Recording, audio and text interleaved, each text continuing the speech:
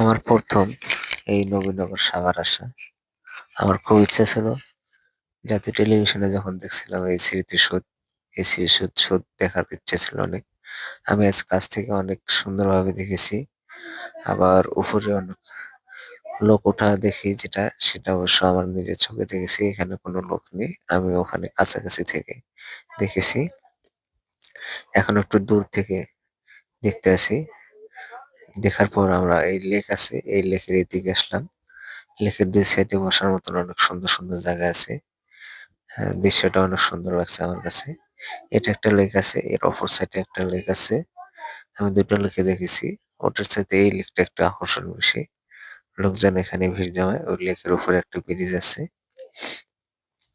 দেখা যাচ্ছে যে ব্রিজটা। আর লেকের ২ সাইডে অসংখ্য লোক আছে, কিন্তু জায়গা অনেক বেশি। এখানে যত লোকই হোক, জায়গার কোনো সমস্যা হয় না। গ্যাঞ্জামটা নাই, একে মনোরম পরিবেশ।